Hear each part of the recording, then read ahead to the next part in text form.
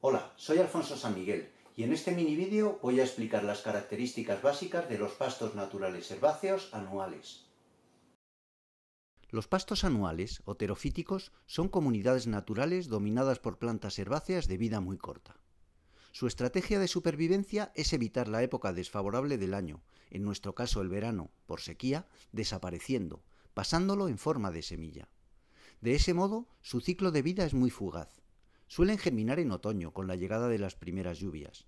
Su crecimiento inicial es lento, mucho más que el de las plantas vivaces o perennes, porque dependen de las escasas sustancias de reserva de las semillas hasta que empiezan a desarrollar hojas que les permitan fotosintetizar. Si las lluvias otoñales llegan pronto, pueden tener una producción aceptable en ese periodo. Si no, es mínima, porque enseguida llega el frío invernal que detiene o ralentiza su crecimiento, aunque las plantas permanecen vivas. Con la llegada de la primavera, como el suelo siempre mantiene una buena reserva de humedad, la producción depende de la temperatura y va aumentando poco a poco hasta el comienzo de la época seca. Al final del ciclo, las plantas florecen, fructifican y dispersan sus semillas, que permanecerán en el suelo hasta la llegada de las lluvias otoñales. El clima es mayoritariamente mediterráneo, con clara sequía estival. Los pastos anuales no pueden competir con los perennes si el clima es húmedo. Tampoco es muy frío porque no hablamos de pastos de puerto. El suelo puede ser pobre o rico en bases.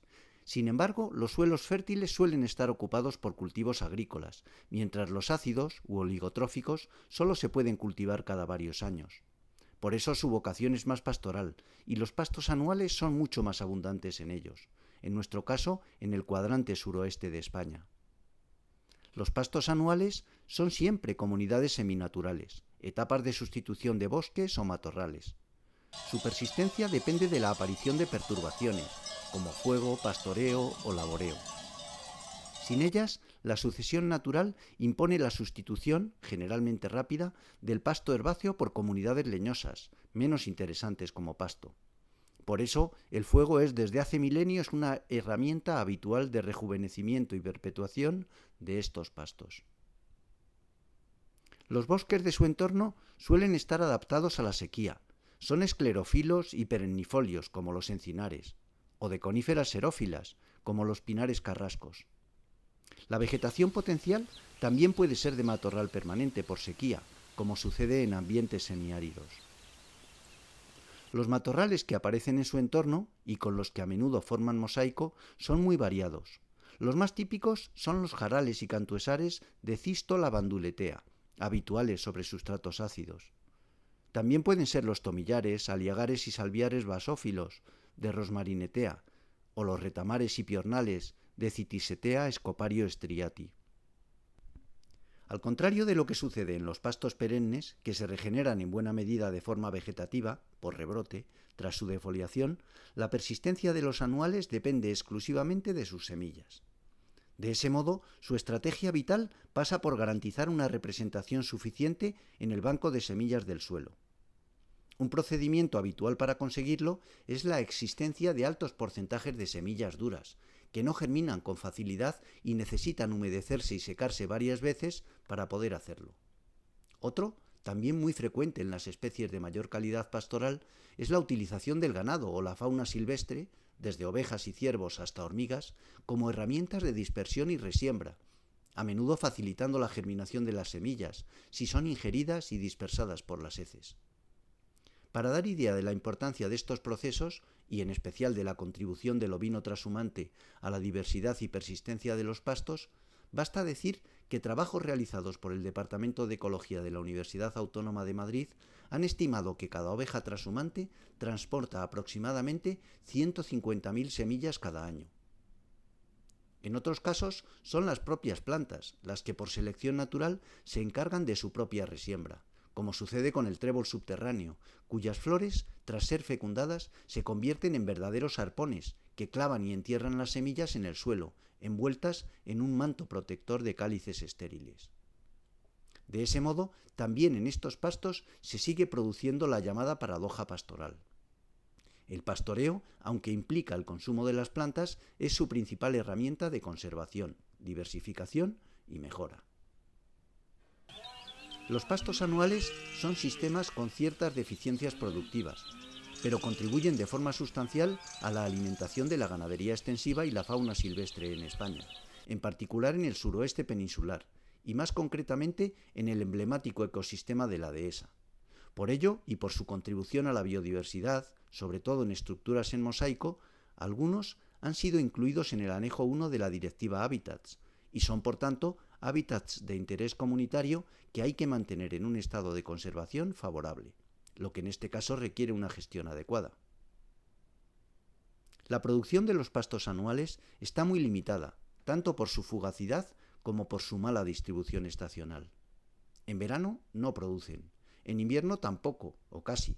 En otoño depende, y solo está garantizada la producción primaveral, cuya cuantía sirve de poco, porque la hierba no se puede segar y conservar, solo puede ser aprovechada por pastoreo.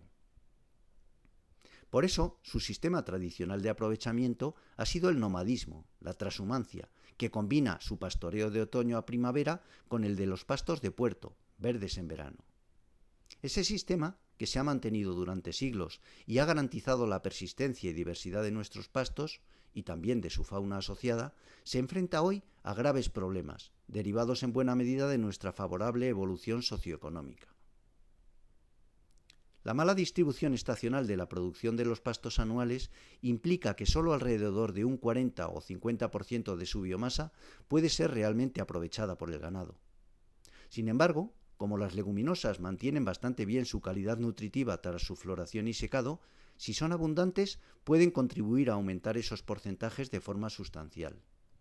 De ese modo, a efectos de ordenación pastoral, son mucho más importantes la calidad y la distribución estacional de la oferta de hierba verde que su cuantía, que además suele variar muchísimo de un año a otro. Los pastos anuales pueden sustentar cargas ganaderas que oscilan entre 0,1 y 0,8 unidades de ganado mayor por hectárea durante el periodo vegetativo. El tipo de ganado más adecuado para el pastoreo de estas comunidades es el menor, y en especial el ovino, capaz de moverse con facilidad, apurar mucho la hierba y seleccionar en cada momento las plantas de mayor calidad nutritiva. La raza más emblemática, tanto por hacerlo con una enorme eficiencia como por su trascendental contribución a nuestra historia y economía durante siglos, es la oveja merina. La brusca desaparición de la mayor parte de los pastores ha supuesto en la práctica una importante sustitución del pastor por las bayas y de la oveja por la vaca, y también una mayor dependencia de la suplementación, una considerable pérdida de eficiencia del sistema pastoral y unas consecuencias ecológicas importantes que todavía no conocemos y valoramos suficientemente. Teniendo en cuenta sus características productivas, las mejoras de los pastos anuales tienen que ser necesariamente baratas y eficientes.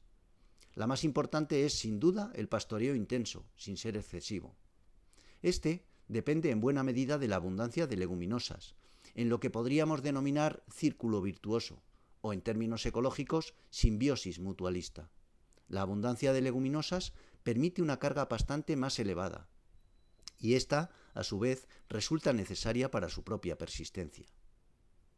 Para completar el panorama, se requiere una adecuada red de infraestructuras, y en especial de puntos de agua. Y también, si las leguminosas son abundantes, suele resultar rentable una ligera y barata fertilización fosfórica en ciclos plurianuales. Además, suele ser interesante complementar la oferta de estos pastos con la de otros agrícolas, como los cultivos forrajeros, por ejemplo, cereales de invierno, como el triticale, o praderas de alta calidad. También con cultivos de grano, que pueden ser aprovechados a diente en verano, o cosechados y utilizados como suplemento en épocas de hambre. Los principales pastos anuales son de dos tipos. El primero es el de las comunidades que podríamos denominar normales, no nitrófilas y sin encharcamiento, que suelen formar mosaico con matorrales y que se integran en la clase Tuberarietea gutate. Presentan tres tipos con categoría de orden: Tuberarietalia, sobre sustratos ácidos y generalmente en mosaico con jarales y cantuesares; Traquinietalia, sobre sustratos básicos y generalmente en mosaico con matorrales de Rosmarinetea; y finalmente Malcolmietalia, sobre arenales. El segundo tipo es el de los pastos anuales nitrófilos, pastos ruderales o ligados a terrenos que han sido labrados y están en un periodo de descanso. Son los posíos y barbechos. A diferencia de los anteriores, estos tienen un componente leñoso muy escaso y pertenecen a la clase Stellarietea medie. Son muy abundantes en el ámbito de las dehesas y en los alrededores de zonas urbanas. Finalmente, aunque su importancia pastoral y superficial es muy inferior a la de los anteriores, podemos hablar de los bonales, o pastos de anuales que se desarrollan sobre zonas encharcadas durante el invierno y parte de la primavera.